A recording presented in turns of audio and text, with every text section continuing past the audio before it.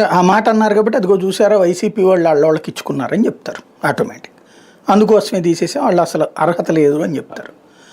ఇక్కడ మనం ఒక కాన్సెప్ట్ అంటే నాకు నిన్న అనిపించింది, అంటే మనం ఇంత ఎదిగామా దిగజారామా అన్నది అర్థం కాలేదు.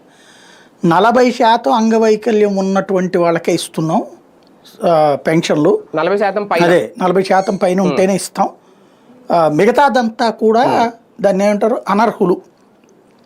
ఇది ఓపెన్గా మన స్పీకర్ గారు చెప్పారు.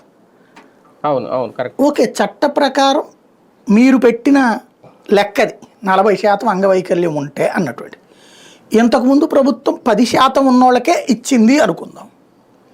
ఇంతకు అసలు వికలాంగులకు సంబంధించి వీళ్ళకి అసలు ఏమైనా తెలుసా ప్రపంచం గురించి? వాళ్ళ బాధ ఏంటనేది తెలుసా? ఎంత పర్సంటేజ్ ఏంటి అనేటటువంటిది. ఇప్పుడు ఒక దాన్ని ఏమంటారు మానసిక వికలాంగులు ఉంటారు. వాళ్ళ ఒళ్ళంతా బాగానే ఉంటుంది, శరీరం అంతా బాగానే ఉంటుంది, పని చేసుకుంటారు. వాళ్ళది మానసిక వైకల్యం. అక్కడ వాళ్ళని వికలాంగుల కింద చూస్తావా, శరీరం ఆరోగ్యంగా ఉన్నారని చూస్తారా వీళ్ళు? మేము అక్కడ బాగానే చూస్తున్నాం, మానసిక వికలాంగుల విషయంలో పడట్లేదు ముందు ఈ ముక్క అన్నారు. నిన్నటిదాకా ఒక ఆస్పెక్ట్ అయింది. రెండవది వచ్చేటప్పటికి దాన్ని ఏంటది ఈ వైకల్యం 40% అని అంటున్నారు.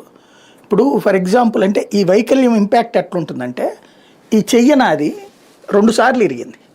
7th క్లాస్లో ఒకసారి, 10th క్లాస్లో ఒకసారి.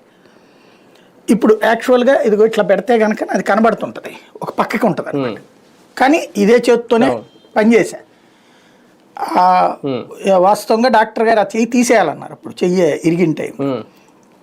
లేదా అది అట్లా వదిలేసి ఇట్లా ఉండిపోయింది ఆ టైంలో.